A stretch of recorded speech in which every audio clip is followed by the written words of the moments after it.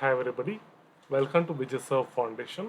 My name is Manoj Swaminathan and today we are going to learn about a very important topic and that is about the sources of adverse event reports. When I say source, that means from where a pharmaceutical company or the marketing authorization holder can receive adverse event reports. Okay, let's get started. First and foremost, we need to understand the difference between solicited and unsolicited adverse event reports. Again, this is a very commonly asked question during a pharmacovigilance interview. When I say solicited, this means the source is structured and there is organized data collection. And when I say unsolicited, it is all others. All other sources are unsolicited sources of adverse events. And when you say source of adverse event reports, it is for the pharmaceutical company or the marketing authorization holder.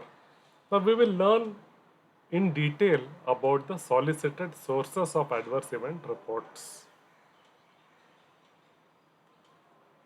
What are the examples of solicited adverse event reports? First and foremost, the clinical studies. So these can be clinical studies that include bioequivalence studies, or these can even be the clinical trial reports. So the company has complete control over its clinical studies, and it is also obvious that they would know whenever there is an adverse event associated with any of these clinical studies. So clinical studies are very important sources of solicited adverse event reports. The next example is patient support program and the market research program. So these are something which are uh, coordinated by the pharmaceutical company. I'll be talking in detail in the subsequent slides. Then patient registries. So if say there is a medicine which should not be taken by pregnant ladies, so in that case the company would have something or company would maintain something which are the patient registries. So they will have complete details on which patient has taken the medicine, and also they would come to know if there is any adverse event with any of these patients, even that will get recorded. So these are patient registries, again sources of solicited adverse event reports. Then the targeted surveys and questionnaires. A typical example is that of, say, the COVID-19 vaccine. Okay, a company, and their vaccine was provided to say something like 2,000 people. Now, what this company can do is all these people can be sent out a questionnaire, right? And they can fill up if they have experienced any adverse event or they want to share any comments on the vaccine. And this is an example of the questionnaire based receipt of adverse event reports. Then finally, the named patient use. And again, during COVID, we found this happening very commonly, right? So, wherein medicines like initially it was remdesivir, but then it got approved. But then, if you talk about medicines like HCQS, hydroxychloroquine sulfate, in many countries these were not approved, and these were supplied to those countries and also given to the COVID-19 patients. So this was named patient use. You have complete control. You know which patient is taking the medicine, and also if in case they receive or experience any adverse event, you would come to know. Named patient use is also very common in case of oncology, right? So some specific or specialized oncology products and given to patients, and of that too, if the medicine is not approved in that country, right? So it is a specialized supply. So all these can be examples of solicited sources of adverse event reports. Now, if you are talking about or thinking about any other source, that may be unsolicited. Okay. Now, let us learn about the sources of adverse events in detail. So, I have only selected a few of them, but then we will learn about them in detail. Okay. First and foremost, healthcare professional and non healthcare professional.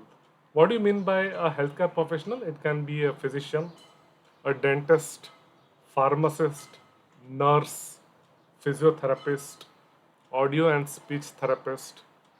At times, even the physician assistant can do it on behalf of the physician. That is also a possible scenario.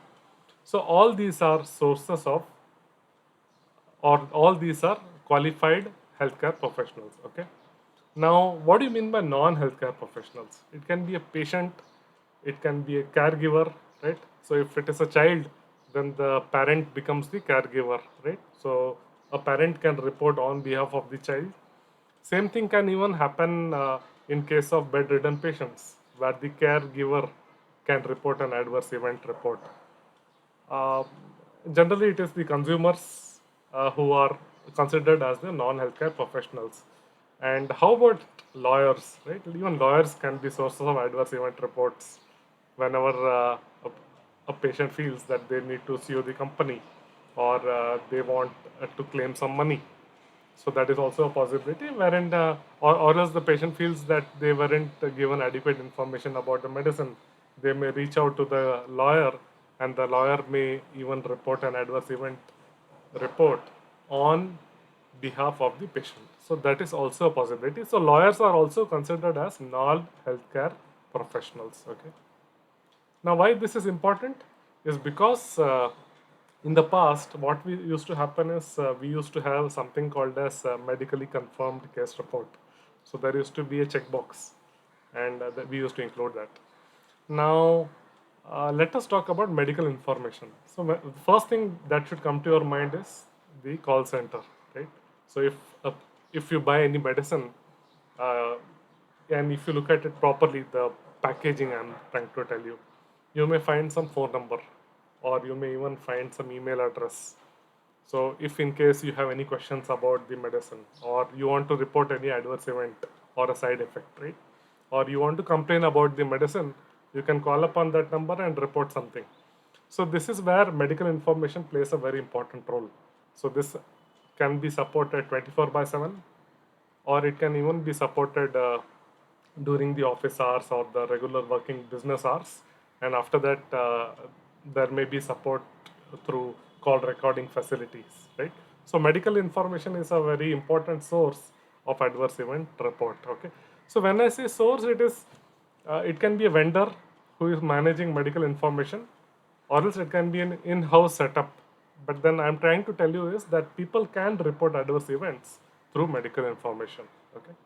And it can be a phone call, a fax, or it can be email, or it can even be verbal, that somebody reports to somebody from the pharmaceutical company, right? A patient experiences an adverse event and reaches out to one of the employees of the pharma company and reports the adverse event. So that is also a possibility. Now, the concept of medical information, right? As I told you, it is about the report that originates from a healthcare professional. And sometimes a physician may directly report, that time it becomes a medically confirmed report. At times it can be the patient, a consumer, or the caregiver reporting an adverse event, and at that time uh, we can ask them about the contact details about their physician, right, the person who prescribed the medicine. And it is possible that they may provide you that details, right? And it is always a good practice to take the information about the healthcare professional, and also take consent, right? Are you okay that I would contact, or we would contact your healthcare professional for getting more information? So if the patient or the consumer says okay, then you can contact them. But sometimes that also happens that the uh, patient is not ready to share the details, so that is also a possibility. Now, here is where I was talking about the checkbox. So, in the safety database, we would have a checkbox whether this case report is medically confirmed.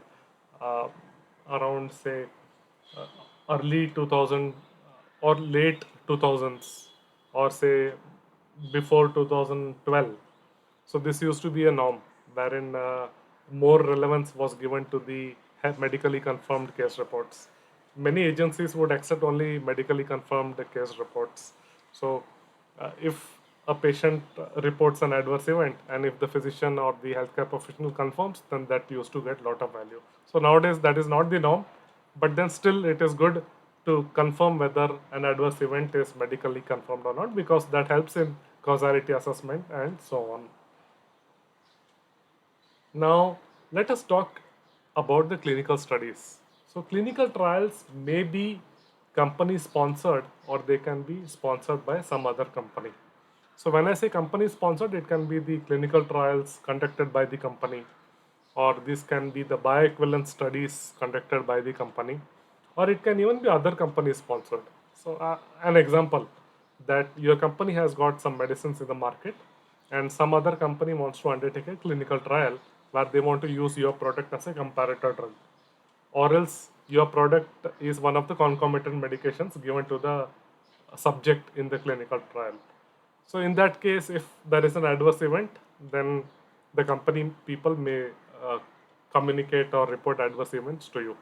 So that is where I'm trying to tell you is that some adverse event reports can be non-company sponsored, right? So this can be from the clinical studies, but non-company sponsored. So that becomes more like a spontaneous or a non-solicited source of adverse event report for the pharmaceutical company. Now, you can also receive adverse event reports from the distributors or partners. So, what do you mean by distributors or partners? So, these are situations where companies do not have the necessary staff or the field force in particular countries, and still they want to supply or sell the products in those countries. So, they can engage into a contract with a local company, uh, the commercializing company, and supply products to them, and then you also engage into some kind of an agreement. Now, the responsibility for pharmacovigilance belongs to the company which held the license for the product, right? So, although you appoint some other company to sell your product, still the accountability lies with you. So, this is where you need to have agreements in place. And the day when the business partner in that particular country receives an adverse event report, and if it is a valid case report, uh, and there is something called as day zero. So the same thing, the day zero is also applicable to the pharmaceutical company. So for example, if your business partner received an adverse event on 2nd of January, and they communicated that to you on 5th of January, you should still consider 2nd January as the day zero, provided you had all the four minimum criteria. So that is very, very important. What I'm trying to tell you is distributors or business partners can also be sources of adverse event reports. Apart from these service providers, so what do you mean by service providers? These can be companies or CROs or service providers which can provide services related to medical information or even pharmacovigilance activities. So that is also a possibility, that company doesn't want to undertake pharmacovigilance activities by itself, and they outsource these activities to a third party or an external vendor. So service providers can also come across adverse event reports. Now, a company may choose to outsource the entire pharmacovigilance activity or a part of pharmacovigilance activity. So that is also a possibility.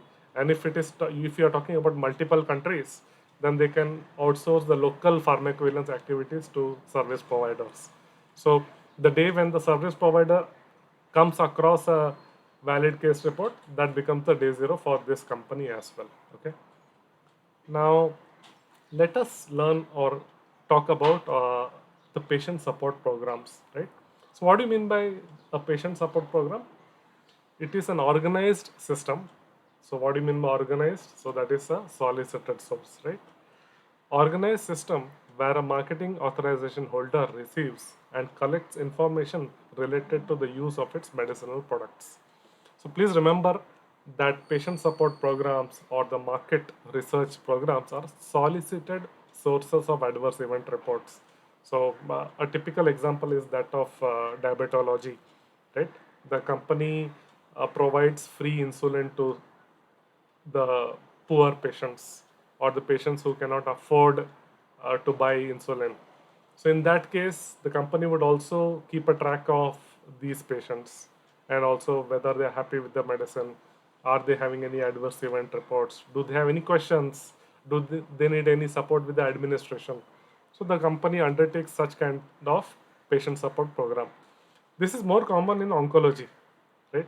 So, wherein the patient cannot afford an oncology medicine, and the company may provide such kind of charity service. where they can do this social work and uh, provide this medicine free of cost.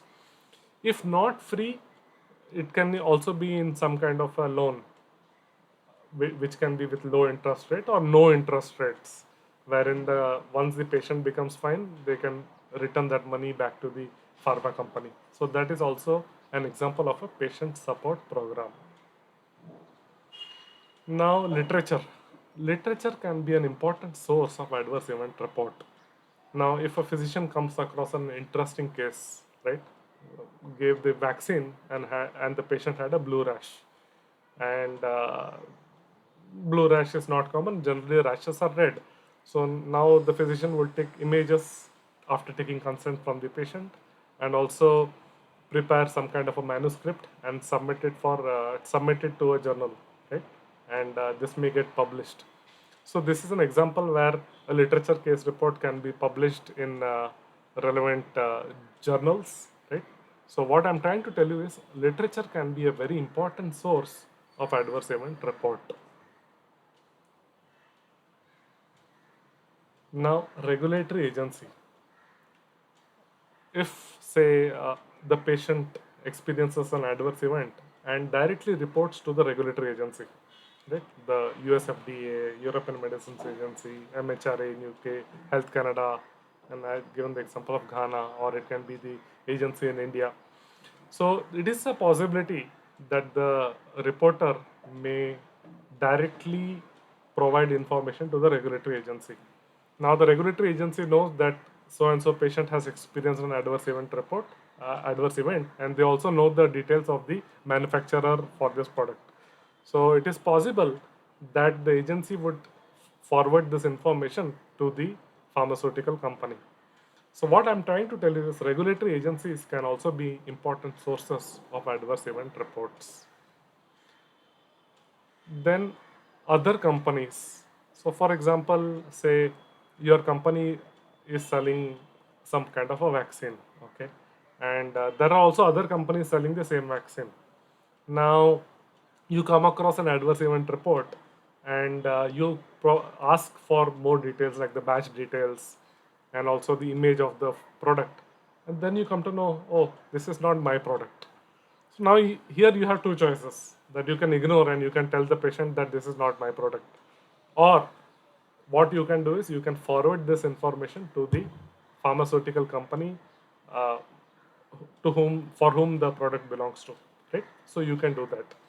So it's considered a good practice to forward such adverse event reports, and here the source becomes other company, right? So company A receives an adverse event, and they realize that the adverse event is belonging to a product from company B. So now company A would not process this case report, but they would forward it directly to company B.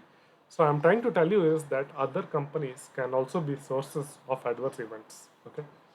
Now social media. Can you imagine? Social media can also be sources of adverse event reports. Nowadays, patients, if they experience an adverse event, they would first post on Twitter or Facebook or Instagram, and then they would inform their family members or even the physician.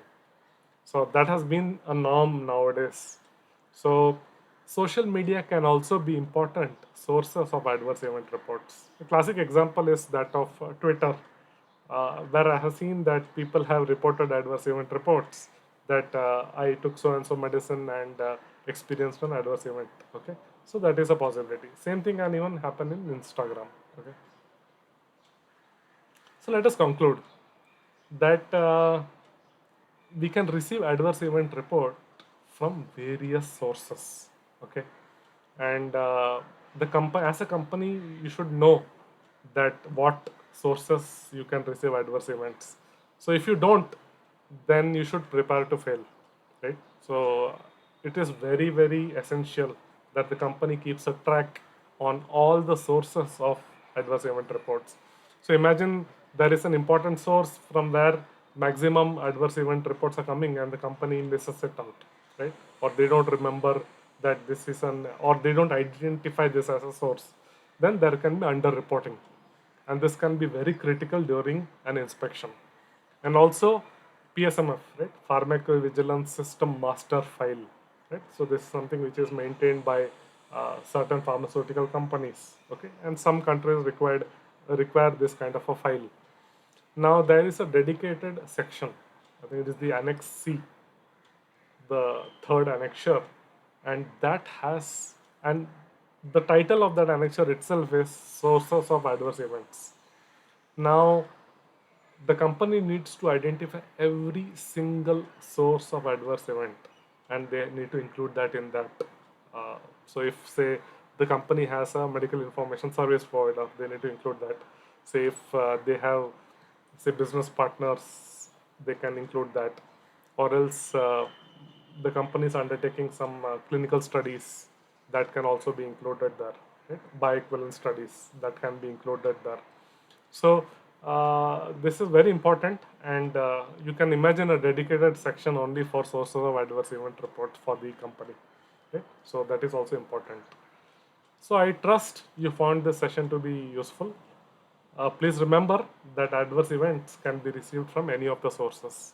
There can be some sources apart from what we have discussed today, but then these are the major or the main sources of adverse event reports. Okay. Thank you. Stay safe and all the best.